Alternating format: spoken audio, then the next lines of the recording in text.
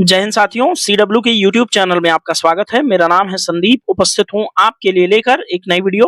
दोस्तों, आज की वीडियो में बात करेंगे भारत के प्राइम मिनिस्टर मोदी जी की साइप्रस विजिट के बारे में। दोस्तों, साइप्रस भूमध्य सागर में स्थित एक छोटा सा देश है जिसका विवाद टर्की के साथ है। तो दोस्तों, प्राइम मिनिस्टर की इस साइप्रस विजिट को टर्की के प्रति एक भारत का कूटनीतिक जवाब क्यों कहा जा रहा है और भारत की आखिर विदेश नीति इस यात्रा से कैसे आक्रामक हो रही है, इन सभी पहलुओं पर हम विस्तार पूर्वक इस वीडियो के अंदर बात करेंगे। साथ ही बात करेंगे कि भारत के प्रधानमंत्री साइप्रस ही क्यों गए, उन सभी चीजों की एक एक करके बारीकी से जांच पड़ताल इस वीडियो के अंदर करा जाएगा।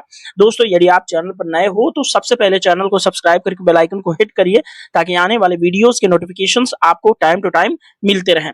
दोस्तों, टर्की ने ऑपरेशन सिंदूर के दौरान पाकिस्तान का साथ दिया क्योंकि पाकिस्तान की तरफ से भारत के ऊपर टर्किश ड्रोन दागे गए। हालांकि भारत के एयर डिफेंस सिस्टम्स इतने मजबूत हैं कि उन्होंने टर्की के सारे ड्रोन्स को पाकिस्तानी सीमा में ही हवा में मार गिराए थे, क्योंकि भारत के पास S-400 आकाश जैसे एयर डिफेंस सिस्टम मौजूद हैं जो कि दुनिया में अपनी सुरक्षा जो है अवैध सुरक्षा के लिए जाने जाते हैं। दोस्तों, टर्की को हमने इस साइप्रस यात्रा से क्या जवाब दिया, आइए इन सभी चीजों की जांच पड़ताल करते हैं इस वीडियो के अंदर। दोस्तों, भारत के प्रधानमंत्री नरेंद्र मोदी जी ने 2 दिन के दौरे पर रविवार को साइप्रस पहुंचे थे और वहां के राष्ट्रपति निकोस क्रिस्टोडोलिडेस ने एयरपोर्ट पर रेड कारपेट बिछाकर उनका स्वागत किया। भारत के प्रधानमंत्री का स्वागत करते हुए यहां पर साइप्रस के जो है कि राष्ट्रपति की तस्वीर आपको यहां पर बेहद दिलचस्प लगेगी और साइप्रस की यात्रा के दौरान भारत के प्रधानमंत्री को जो है कि वहां पर काफी अच्छे से वार्म वेलकम किया गया और फिर वहां पर द्विपक्षीय वार्ता भी दोनों देशों के दौरान की गई। और दोस्तों, एक खास बात और हुई है यहाँ पर, वो खास बात ये है कि साइप्रस के सर्वोच्च नागरिक सम्मान से सम्मानित किया गया हमारे भारत के प्रधानमंत्री जी को। दोस्तों, यहाँ पर न्यूज़पेपर की एक कटिंग लगाई गई है जिसमें वो सारी बातें लिखी गई हैं जिस पर एक एक करके हम बात करने वाले हैं। यहाँ पर देखेंगे भारत के प्रधानमंत्री का जो साइप्रस के राष्ट्रपति हैं वो एयरपोर्ट पर किस तरह से स्वागत कर रहे हैं। और दोस्तों, भारत के प्रधानमंत्री जी ने कहा कि सहयोग के लिए आभार जताने का मौका है यह यात्रा, क्योंकि अच्छा कैसे जो साइप्रस है वो भारत का सहयोग कर रहा है, इसकी पड़ताल हम इस वीडियो के अंदर करेंगे। दोस्तों, फिलहाल इस न्यूज़पेपर की कटिंग को आप अच्छे से पढ़िए। वैसे हाईलाइटेड पॉइंट 1-2 हैं, मैं उसको डिस्कस कर देता हूँ। देखिए, मैंने पहले ही बताया कि साइप्रस भूमध्य सागरीय देश है, पूरी तरह से उसकी जो लोकेशन है वो भूमध्य सागर में स्थित है। तो पूर्वी भूमध्य सागर में स्थित एक देश है जिसका नाम है साइप्रस। साइप्रस की जो बाउंड्रीज है वो विवादित हैं किसके साथ, टर्की के साथ। और टर्की जो है पाकिस्तान का भारत पाकिस्तान कॉन्फ्लिक्ट में हमेशा साथ देता रहा है और कश्मीर मुद्दे पर भी यदि साइप्रस भारत का साथ देता है तो टर्की पाकिस्तान का साथ देता है। तो यहाँ पर वही वाली बात है कि दुश्मन का दुश्मन दोस्त होता है, ठीक है, क्योंकि टर्की हमारा दुश्मन इनडायरेक्टली बन चुका है पाकिस्तान की वजह से। तो टर्की का जो दुश्मन है साइप्रस वो हमारा दोस्त निश्चित तौर पर होगा। और दोस्तों, काफी बड़ी संख्या में भारतीय भी साइप्रस के अंदर निवास करते हैं, तो इस लिहाज से टर्की जो साइप्रस है वो हमारे लिए बहुत इंपॉर्टेंट है। और रणनीतिक तौर पर भी कहें तो साइप्रस बहुत महत्वपूर्ण है, क्योंकि इस यात्रा के दौरान भारत के प्रधानमंत्री ने साइप्रस को एक करीबी दोस्त बताते हुए कहा है कि साइप्रस यूरोप का प्रवेश द्वार है, जबकि यूरोप का प्रवेश द्वार टर्की को कहा जाता है। दोस्तों, तो इसके पीछे कुछ कूटनीतिक महत्व इन्वॉल्व है कि हम टर्की के अलावा हम साइप्रस को जो है यूरोप का प्रवेश द्वार कह रहे हैं। देखिए, इस न्यूज़पेपर की कटिंग को आपको वीडियो रोक करके आराम से पढ़ लेना चाहिए, उसके बाद वीडियो में आगे बढ़ना चाहिए। दोस्तों, सबसे पहले जिस देश की बात की जाती है उस देश की लोकेशन हमें मालूम होनी चाहिए कि मैप के अंदर आखिर वो देश कहां पर एग्जिस्ट करता है। तो दोस्तों, यहाँ पर देखेंगे ये है मेडिटेरियन सी यानी कि भूमध्य सागर, और भूमध्य सागर में स्थित देश है साइप्रस। साइप्रस की राजधानी आप लोगों को ध्यान में रखना है, साइप्रस की राजधानी है निकोशिया। और दोस्तों, आप देखेंगे कि टर्की और साइप्रस के बीच जल क्षेत्र पड़ता है, तो आखिर टर्की के साथ जो है निकोशिया यानी कि साइप्रस का विवाद कैसे हो सकता है, तो आगे एक और मैप समझाते हुए ये बात आपको समझ में आएगी। यहाँ पर जो है कि साइप्रस के राष्ट्रपति के साथ भारतीय प्रधानमंत्री की तस्वीर काफी अच्छी लग रही है। और दोस्तों, जो है कि साइप्रस जहां पे स्थित है उस क्षेत्र की लोकेशन आपको बहुत महत्वपूर्ण लगेगी। यहाँ पर देखिए, ये है जो है रेड सी, ठीक है, रेड सी, और ये है स्वेज कनाल वाला एरिया है। स्वेज कनाल वाला एरिया है और स्वेज कनाल वाले एरिया से हो करके भारत का काफी बड़ा जो है कि व्यापार यूरोप के साथ होता है। और दोस्तों टर्की की स्थिति यहाँ पर होने के कारण भारत के बहुत सारे दोस्त यहाँ पर स्थित हैं, क्योंकि इजराइल यहाँ पर भारत का एक मोस्ट फेवर्ड नेशन है। यानी कि भारत टर्की को जितना इजराइल को जितना पसंद करता है उतना ही इजराइल भारत को भी पसंद करता है। इसलिए दोस्तों हमारा जो है कि प्रेजेंस भूमध्य सागरीय क्षेत्र में निकोशिया के अंदर यानी कि साइप्रस के अंदर होना बहुत ज्यादा महत्वपूर्ण है। इसलिए जो है भारतीय प्रधानमंत्री ने ऑपरेशन सिंदूर खत्म होने के जस्ट बाद जो है जब वो विदेश यात्रा पर निकले तो वो सीधा साइप्रस पे गए। अच्छा, साइप्रस की जो मैप है यहाँ पर थोड़ा सा और नजदीक से देखने का प्रयास करें तो साइप्रस का ये पूरा जो है कि हमें भूमध्य सागर में ये पूरा मैप दिखता है। लेकिन दोस्तों यहाँ पर देखेंगे कुछ जो है कि यहाँ पर देखिए ये वाला जो ग्रे डॉट वाला एरिया है, ये जो लाइन दिख रही है आपको, ये लाइन है दोस्तों यूएन का बफर जोन बना है।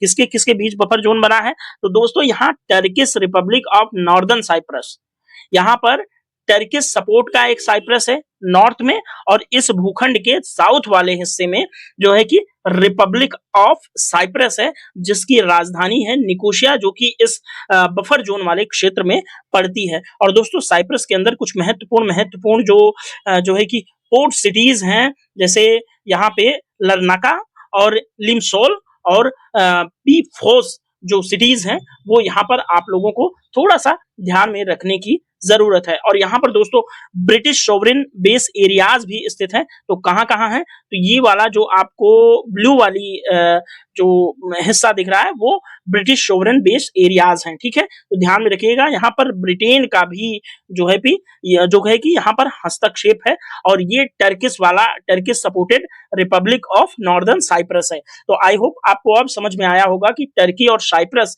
क्यों एक दूसरे से जो है एक दूसरे के राइवल हैं। क्योंकि टर्की दोस्तों यहाँ पर मेडिटेरियन सी में साइप्रस से अलग तो हो जाता है, लेकिन टर्किश सपोर्ट एक रिपब्लिक ऑफ नॉर्थ साइप्रस जो है साइप्रस के ही भूखंड का हिस्सा है, ठीक है। ध्यान में रखेंगे। यहाँ पर यात्रा की कुछ महत्वपूर्ण बातों को देख लीजिए। दोनों देशों के बीच व्यापार को बढ़ावा देने के लिए मोदी और यानी कि प्रधानमंत्री जी ने और साइप्रस के राष्ट्रपति जी के बीच बैठक हुई। मोदी जी ने कहा, यानी कि भारत के प्रधानमंत्री जी ने कहा कि साइप्रस में कई भारतीय कंपनियां हैं, इसे यूरोप के प्रवेश द्वार के रूप में देखा जा रहा है। तो टर्की को हमने एक स्ट्रेटेजिकली जो है प्रहार देने के लिए, क्योंकि टर्की को कहा जाता है यूरोप का प्रवेश द्वार, यानी कि इस्तांबुल को, जो इस्तांबुल टर्की का इस्तांबुल वाला जो है रीजन है वो यूरोप और एशिया दोनों में पड़ता है, इसलिए हम उसको यूरोप का प्रवेश द्वार बोलते थे। लेकिन अब हमने साइप्रस को यूरोप का प्रवेश द्वार बोल करके हमने अपने पार्टनर यानी कि साइप्रस को जो है कि एक महत्व प्रदान किया है। यहाँ पर भारतीय प्रधानमंत्री ने कहा कि जो साइप्रस है वो एक हमारा भरोसेमंद देश है। दोस्तों भारत साइप्रस सीईओ फोरम को संबोधित करते हुए प्रधानमंत्री जी ने कहा कि इस साल के आखिर तक भारत और यूरोपियन यूनियन के बीच फ्री ट्रेड एग्रीमेंट करने के लिए प्रतिबद्ध है। अच्छा, यूरोपियन यूनियन के बीच फ्री ट्रेड एग्रीमेंट से साइप्रस को क्या लाभ होगा? तो दोस्तों साइप्रस जो है वो यूरोपियन यूनियन का एक हिस्सा है, ये बात आप ध्यान में रखेंगे। प्रधानमंत्री जी ने रविवार को 3 देशों की यात्रा पर 4 दिन के लिए रवाना हुए। 16 जून को साइप्रस दौरे का उनका दूसरा दिन हुआ। 16 जून को वो कनाडा निकल जाएंगे, जहां पर वो G7 की मीटिंग को अटेंड करेंगे 17 जून को, ठीक है, ये बात ध्यान में रखेंगे। इसके बाद मोदी जी 18 जून को क्रोएशिया जाएंगे और 19 जून को भारत लौट आएंगे। तो ध्यान में रखेंगे 3 देशों की विजिट जो है प्रधानमंत्री की हुई है, साइप्रस, कनाडा और कहाँ की? क्रोएशिया की, ध्यान में रखेंगे। अच्छा, मैं आपसे एक सवाल पूछता हूं, क्या आप मुझे बता सकते हैं मैप के अंदर कि क्रोएशिया की लोकेशन कहां पर है? आखिर क्रोएशिया किस कॉन्टिनेंट में पड़ता है? ये मैं आपसे एक सवाल पूछूंगा जिसका जवाब आप कमेंट बॉक्स में जरूर देंगे। दोस्तों प्रधानमंत्री ने जो है कि जो बातें जो है साइप्रस के अंदर जाकर कही हैं, वहां पर ये सारी चीजें जो है मेंशन है, ध्यान में रखिएगा कि उन्होंने कहा कि ऐसा 6 दशक बाद हुआ जब लगातार भारत में एक ही सरकार तीसरी बार रिपीट हो रही है, और पिछले 10 सालों में भारत के अंदर एक डिजिटल क्रांति भी आई है। इसलिए भारत ने दुनिया के 50% डिजिटल लेन देन में भारत का जो यूपीआई है उसके जरिए जो है कि किया जाता है लेन देन, ऐसी बात कही। और फ्रांस जैसे देश भी जो है कि भारत के यूपीआई सिस्टम से जुड़ चुके हैं। ऐसा जो है वहां पर प्रधानमंत्री जी ने कहा। तो आपको ध्यान में रखना है, यूपीएससी में ये सवाल इस बार पूछा गया था कि जो है कि कौन कौन से देश यूपीआई पेमेंट मेथड यूज करते हैं भारत का। तो उसमें जो है कि फ्रांस को ऑप्शन के तौर पर नहीं रखा था, हालांकि भारत के नेबर कंट्रीज थे, लेकिन आप ये जरूर ध्यान में रखेंगे कि इस तरह के सवाल जो है यूपीएससी पूछ रहा है। दोस्तों साइप्रस को इसमें शामिल करने के लिए बातचीत चल रही है, यानी कि यूपीआई के अंदर साइप्रस को भी लाना है। साथ ही भारत का जो बुनियादी ढांचे के विकास में सालाना 100 अरब डॉलर से भी अधिक का निवेश जो है भारत के अंदर हो रहा है। इस साल के बजट में हमने मैन्युफैक्चरिंग मिशन पर जोर दिया है, ये भारत के प्रधानमंत्री साइप्रस के अंदर जाकर कह रहे हैं। और हमारा ध्यान समुद्री और बंदरगाह विकास पर है, हम जहाज निर्माण को भी प्राथमिकता दे रहे हैं, ऐसा प्रधानमंत्री जी ने कहा। इसके लिए नई नीति भी लाई गई है, नागरिक उड्डयन क्षेत्र तेजी से बढ़ रहा है, इनोवेशन भारत की आर्थिक ताकत का एक मजबूत स्तंभ बन गया है, क्योंकि हमारे यहाँ बहुत सारे स्टार्टअप्स इस समय हो रहे हैं और भारत काफी ज्यादा R&D में खर्च भी कर रहा है। हमारे दोस्तों 1 लाख से भी ज्यादा स्टार्टअप सिर्फ सपने नहीं बल्कि समाधान बेचते हैं, यानी कि भारत के अंदर 1 लाख से भी अधिक स्टार्टअप हैं, ऐसा प्रधानमंत्री जी ने कहा। देखिए यहाँ पर ये मोस्ट इंपॉर्टेंट बात है कि भारत के प्रधानमंत्री को साइप्रस के सर्वोच्च नागरिक सम्मान, जिसको कहते हैं grand cross of the order of Makarios III से सम्मानित किया गया है। ध्यान में रखेंगे, इंपॉर्टेंट है ये चीज। और दोस्तों भारत के प्रधानमंत्री पिछले जो है कि 2014 से लगातार एक ही व्यक्ति यानी कि नरेंद्र मोदी जी सत्ता में है। तो इन्होंने तमाम देशों की तकरीबन 11 सालों में यात्रा की है। तो इन 11 सालों में इन्हें दुनिया के कई देश जो है कि अपने सर्वोच्च नागरिक सम्मान से सम्मानित कर चुके हैं। तो यहाँ पर वो लिस्ट आपको मिल जाएगी, क्योंकि हो सकता है कभी आपके किसी एग्जाम में पूछा जाए कि किस देश आखिर कौन सा सम्मान यानी कि अमुक सम्मान किस देश द्वारा भारत के प्रधानमंत्री को मिला है।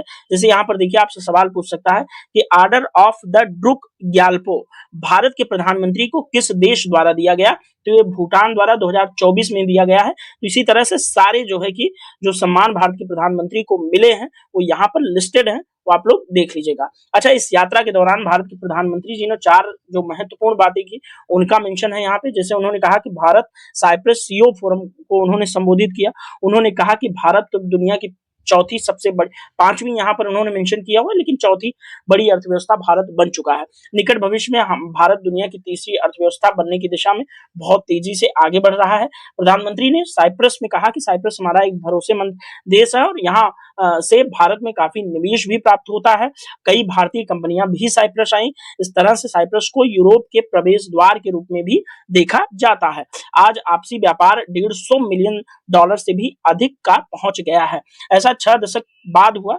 जो प्रधानमंत्री जी ने यूपीआई पेमेंट सिस्टम वगैरह वाली बात कही वो भी यहाँ पर मेंशन है। अब देखिए दोस्तों, प्रधानमंत्री नरेंद्र मोदी जी साइप्रस जाने वाले भारत के तीसरे प्रधानमंत्री हो गए हैं। इससे पहले 1983 में इंदिरा गांधी जी, 2002 में अटल बिहारी वाजपेयी जी और अब 2025 में प्रधानमंत्री श्री नरेंद्र मोदी जी जो है साइप्रस की यात्रा पे गए हैं। उसके बावजूद दोस्तों भारत के कुछ और ऑफिशियल, जिसमें राष्ट्रपति रामनाथ कोविंद अपने कार्यकाल के दौरान 2018 में साइप्रस की यात्रा पर गए। साथ ही भारत के विदेश मंत्री के रूप में श्री एस जयशंकर साहब ने 2022 के दौरान साइप्रस का दौरा भी किया है। दोस्तों यहाँ पर पीएम की यात्रा के 4 मकसद हैं, जिसमें चीन और तुर्कियों को संदेश देना है। आपसे मैंने शुरुआत में ही कहा कि भारत के प्रधानमंत्री ने साइप्रस को ही क्यों चुना ऑपरेशन सिंदूर के बाद विदेश यात्रा के लिए, तो मैं आपको बताऊंगा। इसमें यहाँ पर सारी चर्चा जब मैं अभी पॉइंट वाइज करूंगा तो आपको ये चीजें क्लियर होंगी, इस पर थोड़ा ध्यान दीजिए। दोस्तों जैसे यहाँ देखिए IMEC कॉरिडोर में भागीदारी, यानी कि साइप्रस भारत मध्य पूर्व और यूरोप कॉरिडोर जो IMEC का हिस्सा है। इस प्रोजेक्ट के जरिए भारत से यूरोप तक ऊर्जा और व्यापारिक रिश्ते मजबूत होंगे। इसमें UAE, सऊदी अरब, इजराइल और यूरोपीय संघ के देश शामिल हैं। तो ध्यान में रखेंगे, जो भारत साइप्रस मध्य पूर्व यूरोप कॉरिडोर जो है उसका हिस्सा है साइप्रस। दोस्तों अमेरिका ने इस पहल को चीन की बेल्ट एंड रोड इनिशिएटिव के जवाब में समर्थन भी दे चुका है। ये बात ध्यान में रखेंगे, ये महत्वपूर्ण है। वहीं दोस्तों साइप्रस और ग्रीस ने मिलकर इस साल ग्रीस इंडिया बिजनेस काउंसिल की भी शुरुआत कर दी है, ध्यान में रखेंगे। और साथ ही दोस्तों पाकिस्तान का साथ देने के लिए, तुर्कियों को संदेश देने के लिए प्रधानमंत्री जी गए, इसकी चर्चा मैंने आपसे पहले ही की। तुर्की और साइप्रस के बीच 1974 से ही विवाद चल रहा है। तुर्की ने 1974 में साइप्रस के एक भाग पर अवैध रूप से कब्जा करके उसको क्या बना दिया, नॉर्थ साइप्रस, ठीक है, जो अभी आपको मैप में हमने दिखाया था। वह लगातार पाकिस्तान के साथ मिल करके नॉर्थ साइप्रस को मान्यता दिलाने की भी कोशिश कर रहे हैं, यानी कि साइप्रस के अंदर ही टर्की ने एक और नया देश जनरेट कर दिया है और वो चाहता है कि अब यूएन वगैरह में जो है नॉर्थ साइप्रस को एक देश के रूप में मान्यता मिल जाए। तो टर्की ऐसा चाहता है, इसीलिए जो है कि साइप्रस उससे जो है कि विवाद रखता है। दोनों देशों में इसी कारण विवाद है। अब दोस्तों, पाकिस्तान ने हाल ही में कश्मीर के मुद्दे पर नॉर्थ साइप्रस का जिक्र किया था, जिससे साइप्रस सरकार नाराज भी हुई थी। तुर्की ने हाल ही में ऑपरेशन सिंदूर के समय पाकिस्तान का समर्थन किया, इसलिए प्रधानमंत्री जी के इस दौरे को इस बात से जोड़ करके देखा जा रहा है। साथ ही कश्मीर मुद्दे पर भारत के साथ रहता है हमेशा जो है कि साइप्रस, ये ध्यान में रखेंगे, और कश्मीर मुद्दे पर पाकिस्तान का समर्थन करता है टर्की। यूएन और एनएसजी में भारत की सदस्यता की, स्थायी परमानेंट मेंबर की जो यूएनएससी में बात चलती है भारत की, उसके भी जो है सदस्य बनाए जाने को लेकर के भारत का लगातार समर्थन साइप्रस करता रहा है। साथ ही हमारा जो एनएसजी है, यानी कि न्यूक्लियर सप्लायर ग्रुप और अंतर्राष्ट्रीय परमाणु ऊर्जा एजेंसी की सदस्यता भारत को मिलनी चाहिए, इस बात का खुलकर समर्थन जो है कि साइप्रस करता रहा है हमेशा से। ठीक है, ध्यान में रखेंगे। साथ ही ऑपरेशन सुकून में साइप्रस ने साथ दिया। तो ऑपरेशन सुकून क्या है, इंपॉर्टेंट याद में रखेंगे कि दोस्तों साइप्रस जो है भूमध्य सागर के पर स्थित देश है और भूमध्य सागर के पूर्व में ही है लेबनान। आप जानते हैं इजराइल से जिसकी सीमाएं लगती हैं। वहां पर 2006 में साइप्रस ने लेबनान के युद्ध के दौरान वहां जो लेबनान के अंदर भारतीय फंसे थे उन्हें निकालने में अहम रोल निभाया था और इंडियन नेवी ने इस ऑपरेशन को ऑपरेशन सुकून नाम दिया था। और इसी तरह से दोस्तों 2011 में लीबिया के गृह युद्ध के दौरान भारतीयों को लीबिया से निकालने के लिए साइप्रस ने मदद की थी और इस ऑपरेशन को भारत ने नाम दिया था ऑपरेशन सेफ होम कमिंग। और दोस्तों साइप्रस के बारे में थोड़ी बहुत जानकारी आपको जरूर होनी चाहिए। यहाँ पर 1960 में साइप्रस आजाद हुआ। 13 लाख आबादी वाले साइप्रस में पहले किसका शासन था, ब्रिटेन का। तो साइप्रस किससे आजाद हुआ, ब्रिटेन से, ध्यान में रखेंगे, इंपॉर्टेंट होगा। यहाँ पर देखिए साइप्रस के इस भूखंड में कितना विवाद है जो मैं आपको पहले ही बता चुका हूं। मेन साइप्रस जो है दोस्तों यहाँ पर साउथ में, इस लैंड मास के साउथ में पड़ता है मेन साइप्रस। उत्तरी साइप्रस जनरेट किया है 1974 में टर्की ने, वो भी मैं आपको बताया हूँ। और रेड डॉट जो दिख रहा है यहाँ पे वो है जो दोस्तों ब्रिटिशर्स का मिलिट्री बेस है जिसकी हमने बात की। और यूएन का बफर जोन ये ग्रीन वाली लाइन है जो उत्तरी और दक्षिणी साइप्रस को अलग कर रही है। साइप्रस 1974 में क्या हुआ, बटा तुर्की ने साइप्रस को जो उत्तरी लैंडमास है उसको उत्तरी साइप्रस नाम दिया और उसको अभी वो कब्जा कर रखा है। साइप्रस में दोस्तों 11,500 के आसपास भारतीय रहते हैं और साइप्रस दोस्तों भूमध्य सागर के अंदर, ग्रीस के पूर्व में, लेबनान, सीरिया और इजराइल के पश्चिम में और मिस्र के उत्तर और तुर्की के दक्षिण में स्थित एक यूरेशियन द्वीपीय राष्ट्र है जिसकी लोकेशन मैंने आपको मैप के अंदर भी दिखाई थी। ठीक है, और इसकी राजधानी आपको याद रखना चाहिए निकोशिया है। जो साइप्रस है उसके जो आजादी के बाद से लेकर के अब तक के टाइमलाइन की बातें यहाँ पर लिखी हुई हैं कि उसे 1960 में ब्रिटेन से आजादी मिली। 1964 में टर्की और ग्रीक समुदाय में जंग हुई। ठीक है, 1974 में साइप्रस में सेना ने देश को ग्रीस से मिलाने के लिए तख्तापलट कर दिया। फिर 1975 में साइप्रस दो हिस्सों में बटा।